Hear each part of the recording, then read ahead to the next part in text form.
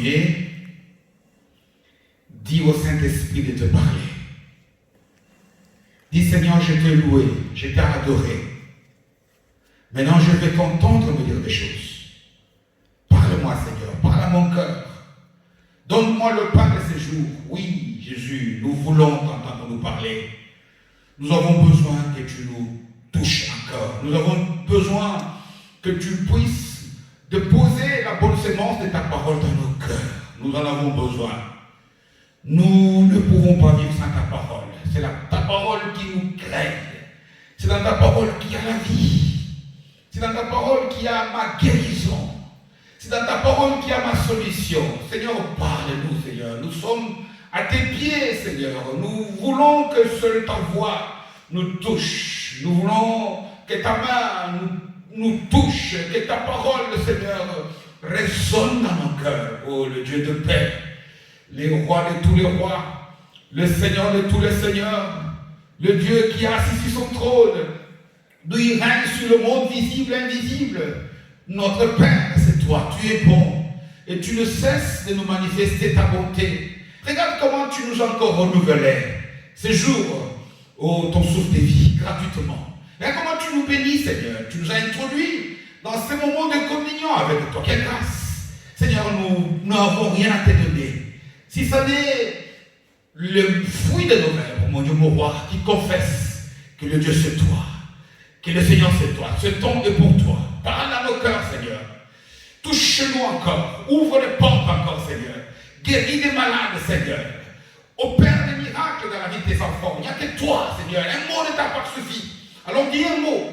Dis à moi ton peuple qui t'écoute, Seigneur. Tu es bon. Tu es merveilleux. Nous voulons te manifester encore une fois combien tu es merveilleux. En poussant vers toi des cris de joie. En t'acclamant très fort, toi le roi des rois. Toi le Seigneur de tous les seigneurs. Toi le Dieu qui est sur le trône des gloires. Béni sois-tu, le roi des rois.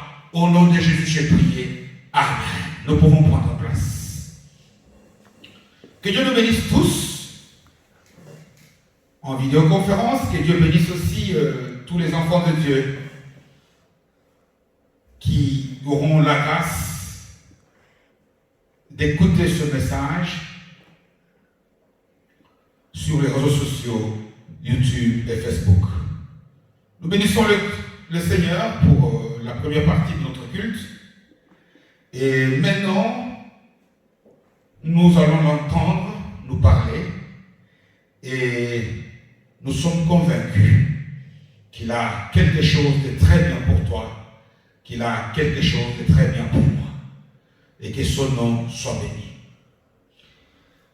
Depuis bientôt quelques semaines, bien-aimés, le Seigneur nous a instruits sur la personne et sur l'œuvre du Saint-Esprit. Il a insisté.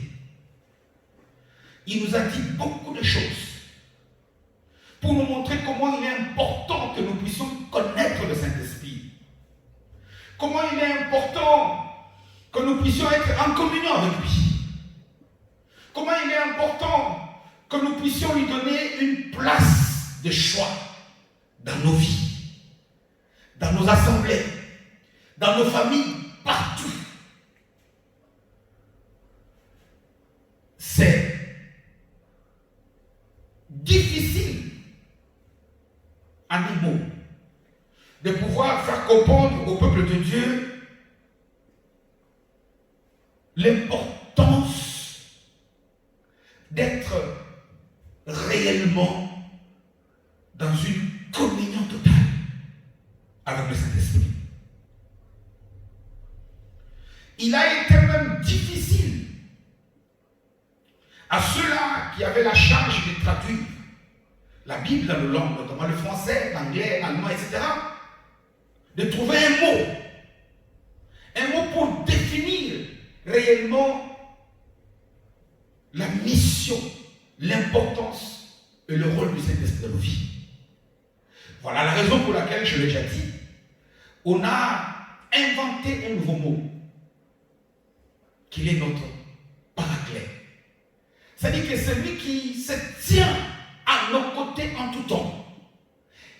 Non pas pour se tenir à nos côtés, pour qu'en toutes circonstances, il soit notre avocat, il soit notre consolateur, il soit celui qui pourvoit nos besoins. Voilà pourquoi le Saint-Esprit est venu à nos côtés. Et nous l'avons compris. Aujourd'hui, nous allons un peu arrêter cette série. Nous avons tout dit non. Il y a beaucoup de choses qu'il y a encore à dire sur le Saint-Esprit. C'est toute une vie. Nous n'avons pas abordé, par exemple, le fruit de l'Esprit.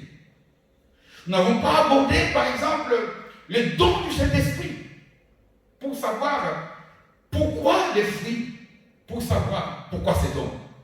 Mais nous allons essayer de marquer aujourd'hui un temps de break pour digérer ce que le Seigneur nous a déjà renouvelé ou révélé jusqu'à ce jour. Un message de break qui va essayer un peu de voir, de nous montrer que c'est bien d'écouter les choses. C'est bien qu'on nous révèle des choses sur le Saint-Esprit. Mais il y a encore mieux. Jésus dit, si vous connaissez ces choses, il est dit dans Jean 13 à ses disciples, dans la chambre haute où ils étaient. Si vous connaissez Jean 13, 17, ces choses, donc si vous avez reçu la révélation de la parole, vous êtes heureux. Mais il ajoute, pourvu que vous puissiez les pratiquer. Donc dans notre exhortation de ce dimanche, nous allons tenter de comprendre qu'est-ce que Dieu attend de nous.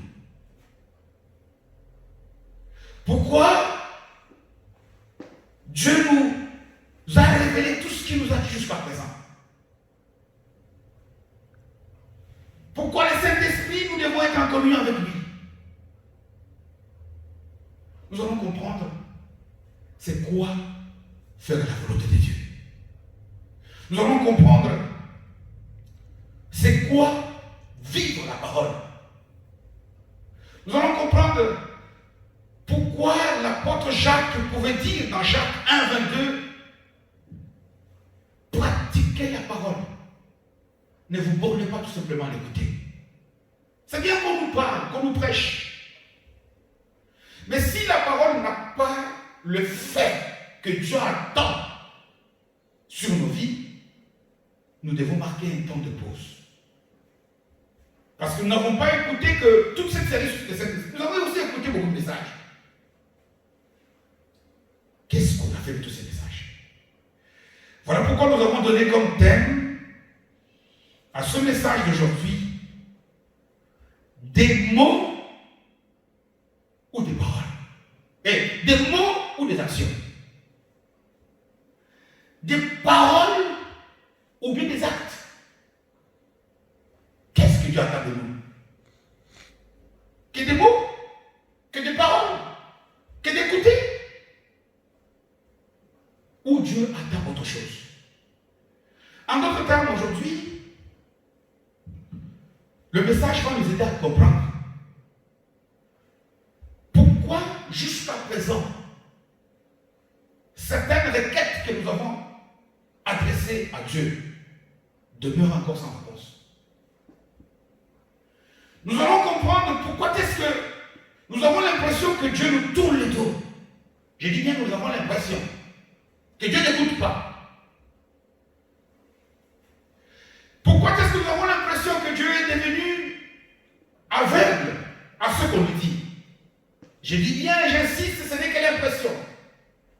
Parce que Dieu voit tout. Il ne dort ni ne sommeille. Alors, il te pose la question.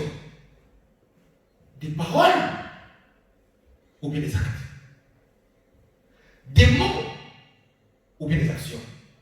Voilà sur quoi nous allons nous entretenir ce jour. Bien avant cela, je vous invite à tourner la Bible dans l'Évangile selon saint Matthieu au chapitre 21. Évangile selon Matthieu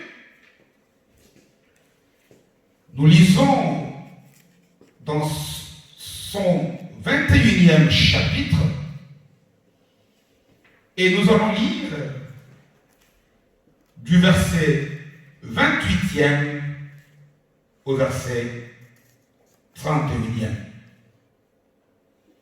Évangile selon Matthieu au 21e chapitre, à partir du 28e chapitre jusqu'au 31e. J'ai lu la parole de Dieu au nom de Jésus. Que vous ensemble, ce qui fait dans beaucoup de versions, qu'est-ce que vous en pensez? Qu'est-ce que tu dis aussi de ce que je vais dire? Que vous ensemble, verset 28e. Un homme avait 2 fils. Et s'adressant au premier, il n'a pas dit à l'aîné, au premier. Ça pouvait être le cadet qui est passé devant. Au premier, il dit, mon enfant, va travailler aujourd'hui dans ma vigne. Verset 29e. Il répondit, je ne veux pas. Ensuite, il se répandit et il alla. Verset 30e, s'adressant à l'autre, on ne sait pas si c'est l'aîné ou si c'est le cadet, mais c'est le deuxième fils. Pendant le temps, probablement, où l'autre lui avait dit non. Il dit la même chose. C'est-à-dire, mon enfant va travailler aujourd'hui dans ma vigne. Et ses fils répondit. Il ne dit même pas oui. Il dit, je veux bien, Seigneur. Et il n'avait pas. Et la question que nous allons traiter aujourd'hui, que le Saint-Esprit attend que tu puisses lui donner une réponse dans ton cœur, c'est que tu lui dises, ça c'est le verset 31e, lequel des deux a fait la volonté du Père? Ils répondirent, le premier. C'est-à-dire c'est lui qui a dit non, mais qui a fait. Et Jésus leur dit, je vous dis en vérité, les publicains et les prostituées vous dévanceront dans le royaume de Dieu. Parole du Seigneur. Acclamons la parole du Seigneur. Nous sommes ici devant un texte clair. Un texte qui n'a pas de mots compliqués. Une histoire simple. Avant blague marouche. Une histoire en apparence simple. Claire. Une histoire qui nous donne un récit comme Jésus nous en a donné beaucoup. Mais une histoire qu'il faudrait lire avec beaucoup d'attention. Parce que si on lit cette histoire vite, on va passer à côté d'une grande révélation que le Seigneur nous donne. Père, il y a un enfant, 2 enfants, qui dit à l'un, vas-y, il veut partir, et il dit non, et puis il part. Et puis l'autre qui dit oui, qui ne part pas. Quelle leçon le Seigneur veut-il nous enseigner ici? Qu'est-ce que le Seigneur veut nous donner comme leçon dans ce texte? C'est très important le message. Je le dis tantôt. Tu te dis, peut-être en ce moment même où tu m'entends, est-ce que Dieu exauce encore? Lorsque tu écoutes les témoignages des autres à côté qui disent, il a fait ceci, il a fait cela, tu as des doutes. Mais il y a là ce message. Une leçon. La réponse que le Seigneur va te donner à toi aujourd'hui. Pourquoi pourquoi jusqu'à présent tu attends et pourquoi jusqu'à présent tu n'as encore rien vu. Et quand je parle de tu attends, ça peut être de toi en tant qu'individu, mais ça peut être de nous en tant que communauté. La famille attend, l'église attend, le peuple attend, une communauté attend. Il y a la révélation dans ce passage que nous venons de lire. Et voilà pourquoi j'ai béni beaucoup le Saint-Esprit de pouvoir nous donner ce message un tout petit peu comme pour conclure cette série de messages du Saint-Esprit. Le Saint-Esprit nous révèle des choses. Jésus nous dit, il viendra pour nous rappeler, nous révéler, nous communiquer tout ce que Jésus nous a dit. Mais qu'est-ce qu'on en fait? Qu'est-ce qu'on en fait? Et puis, nous devons chercher ici à comprendre même les rôles de tous ces gens. Un père qui dit à ses deux enfants, vas-y. Et puis lorsque Jésus pose la question, il dit lequel de deux a fait la volonté. Déjà, nous comprenons une chose, c'est que faire la volonté de Dieu, c'est travailler pour Dieu. Mais ce n'est pas travailler n'importe où, c'est travailler dans la vie. Nous faisons beaucoup de choses. Nous faisons des tas de choses. Mais Dieu, j'avais fait ceci. Mais est-ce que nous sommes en train de faire ce que Dieu nous a dit de faire à ce moment? Ici, il a dit, allez travailler dans la vie. C'est quoi la vie? C'est quoi le travail? Voilà des questions auxquelles nous devons avoir des réponses claires avant de tirer des conclusions rapides. Oh, il a dit ceci, il a dit cela. Alors c'est que ça veut dire que c'est ceci. Non. Nous lisons et nous passons à côté de certaines révélations de la parole parce que nous lisons vite. Parce que nous lisons en cherchant à aller lire les passages qui nous intéressent. Nous ne cherchons pas à comprendre à qui Jésus parle ici. Nous ne cherchons pas à comprendre qu'est-ce qui fait qu'il donne une histoire. Il parle d'un père qui dit à ses deux fils, allez travailler. Et puis, au verset 31, quand il pose la question à ses interlocuteurs, il leur dit, qui a fait la volonté? Donc faire la volonté de quelqu'un, je l'ai dit, c'est travailler pour la personne. Voilà pourquoi je me dis, s'il y a un seul mot qui peut résumer tout ce que le Saint-Esprit est venu faire en nous, c'est pour nous aider à servir, à travailler pour Dieu. Nous devons savoir, je dis bien, toute la mission du Saint-Esprit, tout le travail qu'il est venu faire en nous, qu'il fait dans nos familles, dans nos assemblées, qu'il fait sur cette terre, c'est pour nous préparer à servir et servir le Père par rapport aux besoins qu'a le Père à un moment donné. Et ça, nous devons le savoir. Te poser la question de savoir, j'ai fait, je prie maintenant, c'est bien. Est-ce que pour moi, la prière maintenant est la vie? Parce que si au moment où Dieu t'attend, par exemple, à l'adorer et que tu chantes, tu n'es pas dans sa volonté.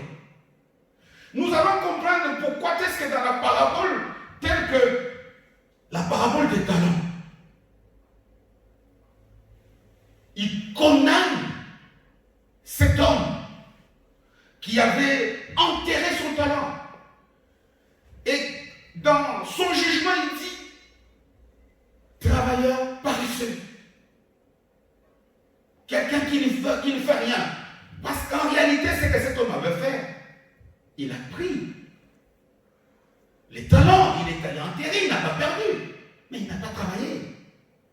Nous allons comprendre pourquoi est-ce que tout autour du trône, on nous révèle qu'il y a des anges qu'on appelle les séraphins, les flammes de feu. Dieu nous veut des travailleurs. Mais quel travail? Voilà même il y a beaucoup de vocabulaire pour qualifier les chrétiens. Chrétiens, disciples, fils de Dieu, enfants de Dieu, frères et sœurs, membres de ceci. Mais pour moi, le qualificatif qui devait le mieux refléter, c'est à quoi je vous appelle, c'est serviteurs de Dieu. Mais n'avez-vous pas remarqué qu'au lieu d'être serviteurs de Dieu, nous voulons faire de Dieu quelqu'un qui nous aide? J'insiste. Aujourd'hui, le Saint-Esprit va nous révéler pourquoi beaucoup de nos requêtes, des demandes adressées au Dieu demeurent sans réponse. Dieu nous a appelés à le servir. Regardez, lorsqu'il envoie Moïse chez le Pharaon, il lui dit quoi? Dis au Pharaon de laisser sortir mon peuple, non pas tout simplement afin qu'il aille à Canaan, afin qu'il aille me servir dans le désert. Les services d'abord. Aujourd'hui, le mot service, serviteur de Dieu, est réservé tout simplement à tous ceux qui travaillent dans le ministère de la parole, les pasteurs, les évangélistes, les prophètes, etc. Non. Nous sommes nous tous des serviteurs. Est-ce que nous sommes en train de servir? Voilà la question. Le Saint-Esprit vient. Il nous a donné beaucoup de capacités. Que ce soit des capacités spirituelles qu'on appelle les dons du Saint-Esprit. Que ce soit des capacités intellectuelles. Que ce soit des capacités morales. Toutes ces capacités-là, ce n'est pas d'abord pour nous ou pour quelqu'un d'autre. C'est pour que nous puissions d'abord travailler avec ces choses-là. Où et pour qui? Dans son champ. C'est quoi le champ? Nous allons le voir.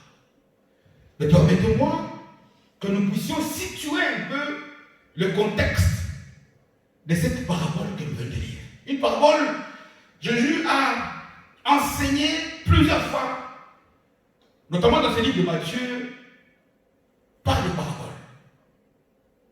Mais celle-ci fait partie des paraboles qui sont très très peu connues. Cette parabole de deux fils.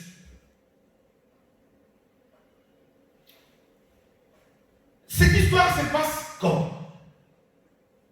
Si nous lisons le début du chapitre, c'est lorsque Jésus fait son dernier voyage dans Jérusalem. Jésus a fait son ministère pendant 3 ans. Il a enseigné des foules. Il a opéré des miracles. Maintenant, il voudrait voir si les gens ont compris le sens de tout ce qu'il a fait. Il rentre dans Jérusalem pour aller finalement monter à la croix et accomplir ce pourquoi il est venu sur terre. Mais tout le monde sait, nous le lirons peut-être après le culte, que le jour où il rentre, on nous décrit toute la ville de Jérusalem en liesse. Des gens dans la joie. Ça c'est le peuple. Jésus il est assis sur l'anneau où on a mis des manteaux. Des gens crient Hosanna à celui qui est venu, au Fils de Dieu. Les gens vont couper des rameaux, vont couper des branches. Les femmes épargnent des pagnes. La même foule qui était en liesse lorsque Jésus entre. C'est la même foule au jour de la crucifixion qui pouvait dire tuez-le. Quelle contradiction. Est-ce que cette foule a compris pourquoi Jésus est venu? Non seulement ça. Quand Jésus rentre dans Jérusalem, c'est toujours dans les versets qui précèdent le passage que nous venons de lire. On nous dit qu'il est allé directement jusqu'au temple. Et là-bas, il trouve des étables, des commerçants, des cambistes, des gens qui font l'échange de monnaie. Et on dit que Jésus a fait un fouet pour les chasser. Les gens qui étaient dans le temple, plus pour faire les commerces que la prière. Voilà même pourquoi, en les chassant, il dira, vous avez fait de la maison de mon Père, qui devrait être une maison de prière, vous avez fait une maison de commerce. Est-ce qu'ils ont compris? Et puis, quand ils chassent les commerçants, il est écrit qu'ils se met à enseigner. C'est alors que les chefs religieux juifs viennent auprès de lui et lui posent cette question.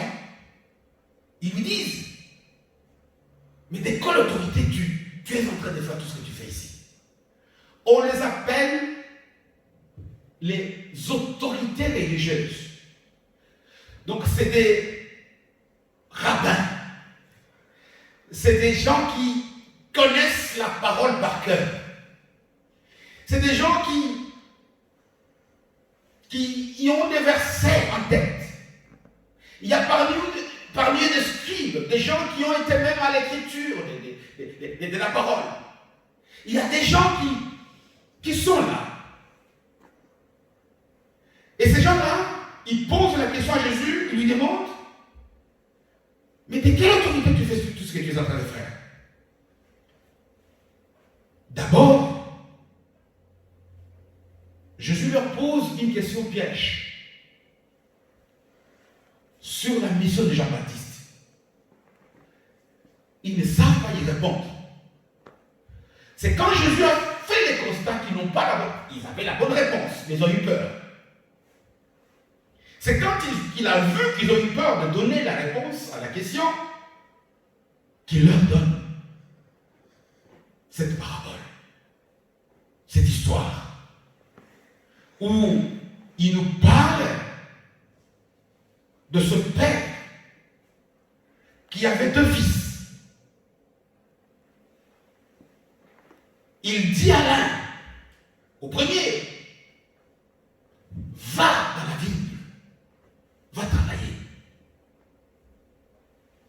Et il lui dit, je ne pars pas. Et puis, par après, il va changer d'avis. Et il part. Pendant le temps où l'autre lui avait dit non, il croise le second. Il lui fait la même demande. Va travailler dans mon champ. Dans la vigne.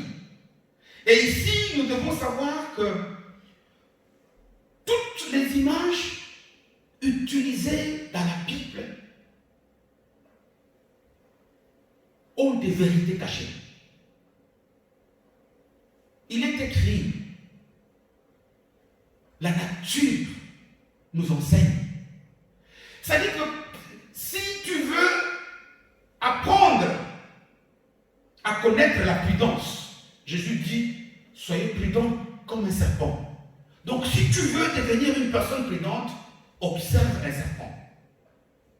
Et ici, il utilise comment dirais-je, la figure, l'image de la vigne. Pardon. Or, tout le monde sait que la vigne représente beaucoup, elle est beaucoup citée.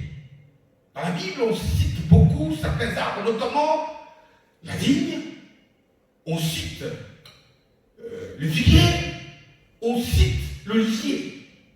Et lorsque nous regardons, par exemple, dans le livre des Juges, chapitre 9, à partir du verset, je pense 5 ou 6, il y a une parabole où les arbres devaient se choisir un roi. Mais lorsqu'on arrive au verset 8, et que les arbres contactent la vigne, si elle pouvait devenir leur roi, la vigne révèle une vertu cachée en elle. Elle dit, dois-je laisser la réjouissance que je donne aux hommes et à Dieu pour aller m'asseoir sur le règne. Donc, la vigne est le symbole de la réjouissance, de la joie. Voilà la raison pour laquelle, lors des noces de Canaan, lorsque le vin est arrivé à manquer, tout le monde était triste. Et lorsque Jésus opère ce premier miracle, on dit que la fête est devenue encore beaucoup plus joyeuse. Beaucoup de gens ne confondent pas le vin et l'ivresse.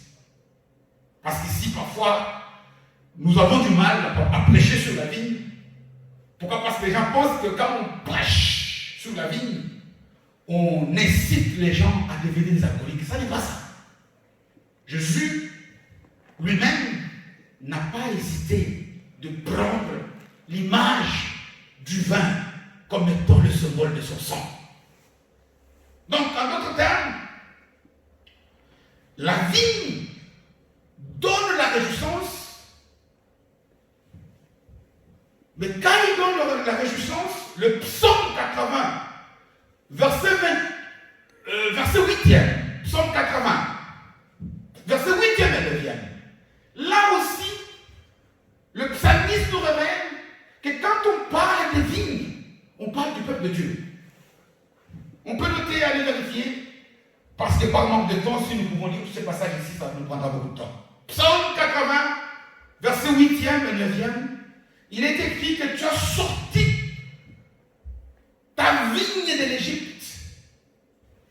Tu as chassé le peuple dans le pays où tu devais le mettre et tu es allé la planter là-bas. Donc, en d'autres termes, quand on nous parle d'aller travailler dans la vigne, ça allait travailler dans le peuple et de chercher à rendre ce peuple heureux.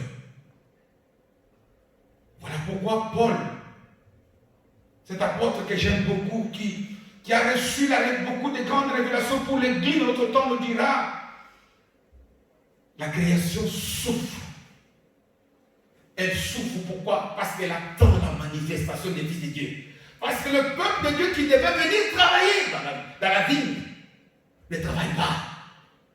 Les gens sont devenus aujourd'hui très égoïstes. Pour la plupart, y compris nous-mêmes qui prêchons. Nous prions. Nous gênons. Nous faisons des tas de choses. Mais vous remarquerez que d'abord, principalement, c'est pour nous. Quand je dis pour nous, c'est pour nos vies, ou les vies de tous les nôtres. Combien sont en train de penser à toutes ces âmes qui souffrent? Combien sont en train de penser à ce que d'abord le don, le talent, la liberté de mouvement qu'il m'a donné, c'est d'abord pour Dieu. C'est d'abord pour travailler dans sa vie. C'est d'abord pour rendre son peuple heureux. Qui a compris ça? Combien de fois aujourd'hui, nous sommes aujourd'hui à la mi-journée de ce dimanche 28 juin 2020. Quel est cet acte, le seul, petit soit-il, que tu as déjà posé en cette journée, mais qui ne soit qu'en faveur de Dieu? Quand Dieu, dans le passage qu'on a lu il y a 2 semaines, veut faire de nous des vases d'honneur, mais le vase d'honneur, un vase en or, un vase en argent, ce n'est pas pour l'achat du vase. C'est pour que ce vase soit placé sur le fest à banque, donc sur la belle fenêtre, ou bien dans ma vitrine. Pour que quand les gens viennent dire: waouh, que tu as un bon vase. Le vase rend ces gens-là heureux. Le vase me rend moi heureux. Quand il nous donne des fruits, qu'on appelle les fruits du Saint-Esprit, si nous sommes les arbres qui portons ces fruits-là, mais le fruit ne sert jamais à l'arbre. Le fruit, c'est pour la consommation de ceux qui viennent voir le fruit. Combien de temps? Voilà pourquoi Jésus donne cette parabole, et ici il ne parle pas à ses disciples. Il parle aux autorités religieuses qui s'étonnent, qui contestent l'autorité. Des gens qui sont censés connaître beaucoup de choses. Des gens qui enseignent la parole. Des gens qui connaissent toute la Bible par cœur. Si vous savez ces choses, vous êtes heureux, pourvu. que vous puissiez les pratiquer et les vivre. Il donne cette parabole aux gens qui connaissent parfaitement la Bible. Tu connais parfaitement la Bible. Ce n'est pas ça que Dieu te reproche. Mais qu'est-ce que tu fais de tout ce que tu sais? Qu'est-ce que tu fais? Voilà pourquoi il leur pose cette question qui est une question piège. Il y a une question piège. Une question qu'il te pose à toi aussi maintenant. Lequel de deux a fait la volonté du Père? Je suis sûr et certain que de là où tu es tombé dans le même piège que celui qui est tombé les religieux qui disent le premier fils. Pourquoi? Parce qu'il a dit non et puis il allait travailler. Nous sommes ici toujours dans la logique humaine. Nous avons défini la foi le dimanche passé. Et j'aime bien, nous ne comprenons pas toutes ces choses parce que nous voulons toujours des définitions compliquées. J'ai défini la foi comme étant, en toutes circonstances, ta réaction montre que tu dis que Dieu a raison. Ici, les gens qui tombent dans le piège des autorités religieuses, qui disent que c'est le fils, le premier fils, qui a fait la volonté. Pourquoi? Parce qu'il a dit non, et puis il a dit oui. Ils raisonnent comme des humains. Ils sont dans la logique. Je vais nous dire une chose. Si nous voulons réussir avec Dieu, Ésaïe l'a dit, je pense, dans Ésaïe 55, la manière de penser de Dieu n'est pas comme la manière de penser des hommes. Quand on vient dans les choses de Dieu et qu'on y met la logique humaine, on est sûr et certain d'échouer. Et voilà pourquoi nous échouons. Regardez, dans la logique humaine, pour gagner, il faut amasser. C'est la logique humaine.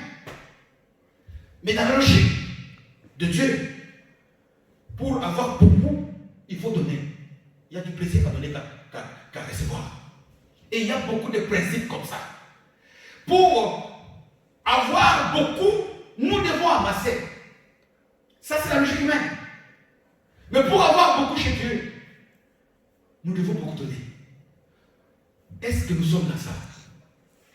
Nous échouons beaucoup parce que nous avons des calculs humains. Nous sommes toujours dans les raisonnements logiques, intellectuels. Et je sais que tu es en train même de te poser la question, mais qu'est-ce qu'il a fait de mal? Il a dit non, et puis il a fait. Mais non, il a fait du mal. Sais-tu combien de temps s'est écoulé entre le temps où il a dit non et où il a changé d'avis? Pendant ce temps-là, quel était l'état de la vigne? Sais-tu combien de vignes peut-être sont mortes, ont séché, à cause du fait tout simplement qu'il avait dit d'abord non et qu'il a dit oui après? C'est là la première erreur que nous commettons. Nous commettons l'erreur qu'a commis ce premier fils. De penser que lorsque j'étais sur la mauvaise voie et que je me suis rattrapé, j'ai réjoui le cœur de Dieu. Non, pas du tout. Pas du tout. Pourquoi? Parce que le comportement de ce premier fils nous révèle un des grands défauts qu'ont les enfants de Dieu de notre temps. Quelqu'un qui donne une image et puis qui affiche une autre image après, on l'appelle tout simplement en français un hypocrite. Et lisez la Bible. Vous allez voir l'essor des hypocrites. Ça n'est pas d'aujourd'hui. Ésaïe 29 le dit. Vous m'honorez des lèvres, mais vos cœurs. Même quand on vient parfois dans les prières comme ça, si le Saint-Esprit pouvait faire en sorte que le film de nos cœurs, beaucoup fuiraient l'église. Si il pouvait révéler, tu arrives comme ça sur un écran, on te montre l'état de ton cœur. vous m'honorez. Jésus, dans les évangiles, selon Matthieu, je pense, Matthieu 15, il répète la même phrase du prophète, où il dit, vous m'honorez des lèvres. On sert Dieu de nos bouts des lèvres. Le fait de dire non et faire oui, ça s'appelle tout simplement en français simple être un hypocrite. Voilà pourquoi Jésus, il qualifiait ces gens, vous êtes des tombeaux blanchis, des hommes masqués, des gens en double face. Tantôt c'est pile et puis c'est face. Tantôt c'est face et c'est pile. Qu'est-ce qui peut avoir poussé cet homme à changer d'avis? C'est ce qui nous pousse, nous aussi, à changer d'avis. Regarde beaucoup de gens à qui Dieu dit de faire des choses. Ils ne les font pas.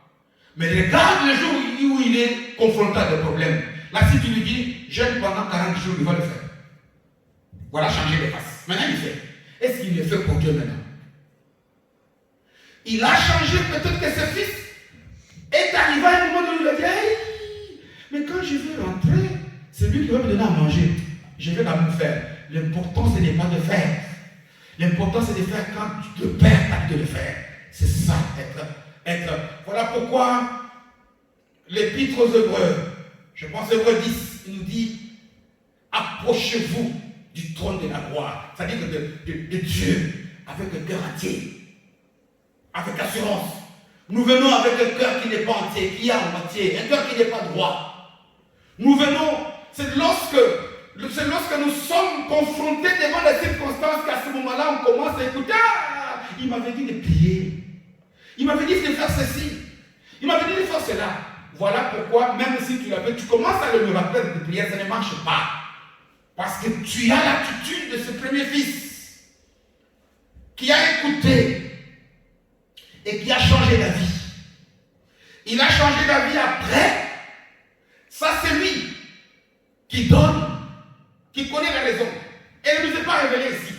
Mais moi, je parle de nous. Remarquez que beaucoup de choses auxquelles Dieu nous a dit, allez vers ceci. Combien de fois on change d'avis?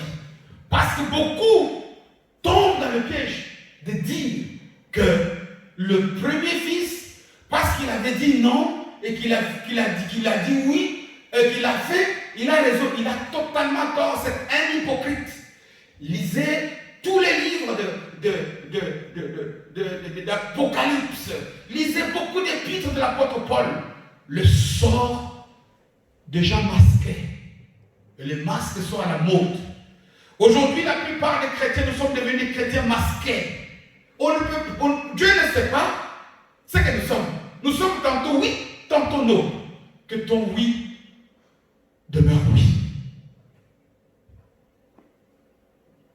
Quand il a dit, ne raisonne pas. Beaucoup, nous avons la mentalité de ce premier fils. J'insiste. Remarque, quand tu dis que tu as prié là, c'est parce que tu es pressé. On ne corrompt pas Dieu. On ne se moque pas de Dieu. Ce qu'un homme aura semé, il le moissonnera. C'est-à-dire que si il t'a dit fais, nous avons partagé, lorsque nous parlons de cet esprit, comment il le dit. Pourquoi Dieu t'a placé dans la famille où tu es là? Pourquoi il t'a placé au travail où tu es là? Pourquoi il t'a placé dans la vie où tu es là? C'est la vie. Tu dois travailler pour le réjouissement de ces gens-là. C'est ça, être serviteur de Dieu. On ne nous appelle pas serviteur des hommes. Serviteur de Dieu, ça veut dire quelqu'un qui rend des services à Dieu. Quelqu'un qui est utile à Dieu. L'utilité, c'est quoi? C'est aller travailler dans la vie. Travailler, ça veut dire quoi? Si on considère que la vie est un champ. Travailler, ça veut dire d'abord aller enlever des arbres. On va transpirer. Aller défricher. Aller chercher la sémence. C'est nous qui cherchons. Venir s'aimer, arroser, veiller jusqu'à la moisson. Travailler, ça n'est pas facile. Mais il est écrit que celui qui travaille, il moissonne. C'est un principe divin. Je nous révèle ici, je dis bien, j'insiste, la clé qui nous montre pourquoi jusqu'à présent il y a beaucoup de choses qu'on demande, mais on n'a pas. On a la mentalité du premier fils. On dit oui et non. C'est lorsqu'on voit que nous sommes coincés, que nous changeons, pensant que Dieu est naïf. Qu'on peut tromper à Dieu comme ça. Lui dire une chose et faire son contraire. Nous sommes à ce moment-là, ça n'est pas une injure. C'est juste qu'il dit des tombeaux blanchis. Des gens qui sont tantôt, qui soufflent le chaud et qui soufflent le froid. Nous sommes des caméléons. Nous sommes des chauves-souris. Des gens qui ne sont ni chauds ni froids. On ne connaît pas leur position.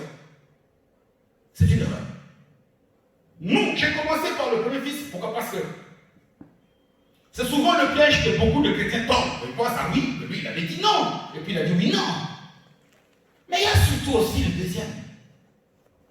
Qui, lorsqu'on prêche comme ça, il est le premier à dire amen, alléluia.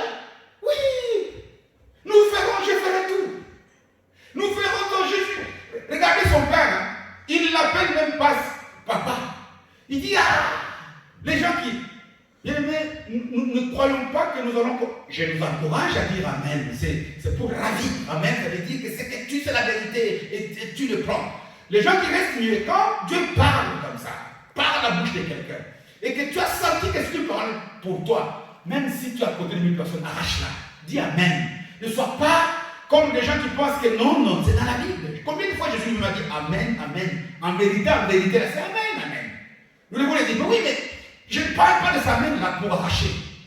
Mais je parle de amen, ici, des gens qui disent oui. Tout ce que Dieu nous a dit. Si je ne prends que le début de cette année, on a dit oui. Me fais le bilan. Je place ces messages aujourd'hui parce que nous sommes le dernier dimanche du mois de juin. Le dimanche prochain, nous allons déjà entamer la seconde moitié de l'année. Il reste 6 mois. Écouter des choses, c'est bien. Mais qu'est-ce qu'on en fait? Écouter même avec joie, avec enthousiasme comme ce fils, comme comment dire, ce deuxième fils. C'est bien. Mais Dieu regarde le cœur. Combien de fois nous avons placé les demandes de Dieu dans des placards, attendant toujours le bon moment, attendant toujours que le feu passe au vert. On attendra longtemps. Il est écrit qu'il viendra comme un voleur. Il peut venir ce soir. Hein? Nous risquons de ne pas avoir le temps d'aller le placard où nous avons placé. Dieu nous a dit déjà des tas de choses. Il veut que nous puissions d'abord lui être utiles. Il veut que nous puissions travailler. Je dis bien travailler, c'est transpirer. Travailler, c'est perdre du temps, de l'énergie. Mais quand on travaille pour le royaume, il dit, c'est investir là où on ne perd pas. Voilà d'ailleurs pourquoi. Parce que nous tendons vers la fin du message. Jésus dit à ces hommes, des docteurs de la loi, des rabbins, des gens qui avaient la connaissance, des docteurs, qui avaient la connaissance des gens qui étaient dans le temple le jour de la nuit. Voilà pourquoi ces gens n'ont même pas su apprendre aux gens. Avant que je ne vienne ici, ce n'est pas une maison de commerce. Bien que le motif pour lequel ces gens étaient là, humainement, était compréhensif. Ces gens-là, ils ne venaient pas vendre. Nous étions à la période de Pâques. À la période de Pâques, tous les juifs du monde entier convergeaient vers le temple à Jérusalem. Mais quand on arrivait dans le temple, on devait offrir des offrandes. Les gens qui venaient au loin, comme les gens qui venaient de l'Éthiopie, de l'Afrique, de partout, même de la Grèce, de l'Europe, il n'y avait pas d'avion, il n'y a pas de bateau, il n'y avait pas de véhicule, de train comme aujourd'hui. C'était plus facile pour eux d'amener de l'argent liquide et d'échanger avec des gens sur place. C'était un business humainement compréhensif, mais ce n'était pas là où il fallait le faire. Le problème, ce n'est pas de poser des actes, mais c'est de poser des actes où Dieu veut que nous puissions le faire et quand Dieu veut que nous le fassions. Nous faisons des tas de choses qui sont humainement bonnes. Mais est-ce que nous le faisons là où Dieu? Voilà pourquoi Jésus a fait cette vouée. Il a fait cette vouée pour leur dire, allez quitter d'ici. Vous n'avez rien compris. Et il leur dit une sanction terrible. Parce que Jésus leur dit, il cite les prostituées et les publicains. Deux catégories de gens qui étaient considérés comme des blasphèmes à l'époque. Des gens de mauvaise vie. Prostituée, c'était quelqu'un considéré, voilà même pourquoi lorsqu'on voyait Jésus à côté des pauvres, on dit, mais non, mais il s'est dit Dieu. Mais il a dit qu'il vous précède, soit au présent, dans le royaume de Dieu. Et ici aussi, je dois donner une explication. Je l'ai déjà donné en son temps lors d'une prédication à l'église. Le royaume de Dieu, ce n'est pas le ciel. Lorsque Jésus est venu sur terre, il dit, le royaume de Dieu s'est approché de vous. Il est parmi vous. Le royaume de Dieu, c'est une vie déjà de maintenant. Parce que le royaume de Dieu a commencé maintenant sur terre. Vivre le royaume, c'est commencer à expérimenter la jouissance de la vie en Christ de la terre pour l'expérimenter aussi plus tard quand on sera au ciel. Regardez, les prostituées qui ont reçu, qui ont fait, ils ont vécu. Les exemples les plus faciles à donner dans la Bible, c'est celle de Rahab, cette dame-là, prostituée, mais qui a travaillé dans les champs. Aujourd'hui, sous le plan de la généalogie, elle est citée dans la généalogie du Seigneur Jésus. Ce qui compte, ce n'est pas ce que tu as été. Ce qui compte, c'est que tu es devenu. Dieu nous prend tel que nous sommes. Son esprit nous transforme et c'est là qu'il met les compteurs en marche. Ça peut aussi commenter avec toi aujourd'hui. Tu peux effacer toutes les mauvaises années et recommencer une nouvelle relation, une nouvelle vie avec les sœurs. De maintenant même que tu écoutes ce message. Ça n'est pas grave. Regardez des gens tels que Tamar, regardez des gens tels que Gomer, une prostituée qui a été épousée par un prophète Osée. Que dire de cette femme qui avait cassé le vase d'albâtre? Une femme de mauvaise vie, mais qui a embaumé, qui a posé un acte prophétique pour annoncer ce qui devait arriver au Seigneur. Aujourd'hui, dans la prédication, non seulement ici et ailleurs par la cité. Et des publicains, comme Zachée, comme Matthieu, ces gens-là qui étaient des voleurs. Mais le problème, ce n'est pas ce que tu as fait. Voilà le but de ce message aujourd'hui. Le problème, ce n'est pas ce que tu as fait jusqu'avant aujourd'hui. Le problème, c'est que tu commences une vie avec Jésus aujourd'hui. Une nouvelle démarche. Que tu sortes de la double face. Pourquoi? Parce que les deux fils ici, c'est une parabole. Moi, je le considère comme étant les deux natures qui sont en nous. Les deux natures sont en nous. Les deux mentalités sont cachées en nous. C'est ça le conflit.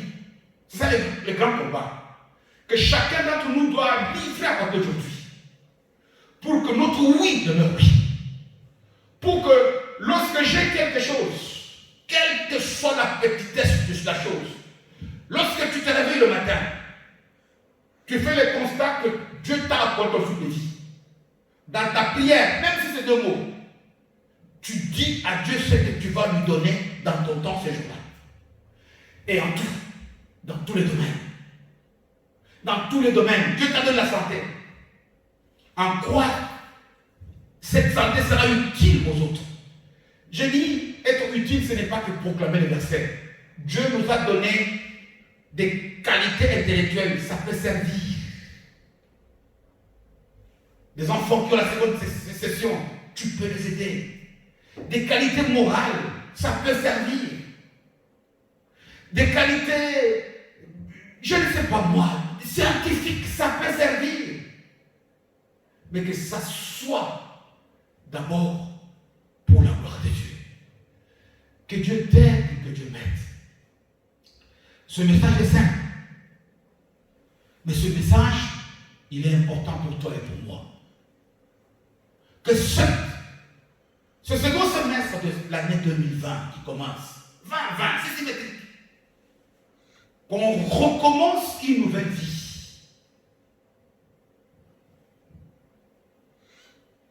Travaille dans la vie.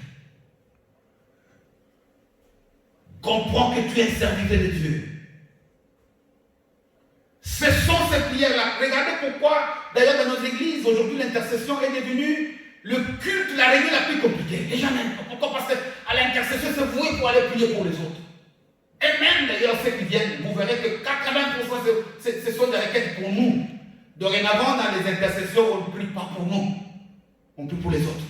On va faire d'autres réunions si on veut, un autre jour pour prier pour nous. Parce que nous devons d'abord travailler pour les autres, être utiles dans les gens, rendre des gens heureux. Nous devons, je n'ai jamais compris dans les cultes d'intercession, il n'y a pas que dans notre assemblée, c'est partout. Hein. Je dis ça, c'est l'église en général. Je dis, vous verrez que ce sont des cultes, tu vas avoir une assemblée avec 1000 personnes, à l'intercession, il n'y a que 10. Et ceux qui sont venus là, ils se plaignent. Oh, j'ai mal à ceci.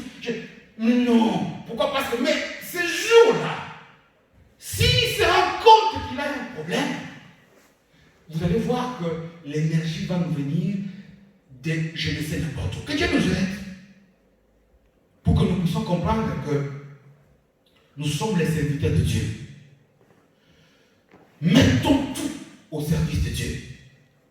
Et travailler pour Dieu, c'est travailler dans la vie. La vie, c'est dans le monde. Allez, faites de toutes les nations les disciples de Jésus. Nous allons mettre des mots pour prier. Le Dieu d'amour, le Dieu de grâce, le Dieu de la paix. Tu n'as jamais changé.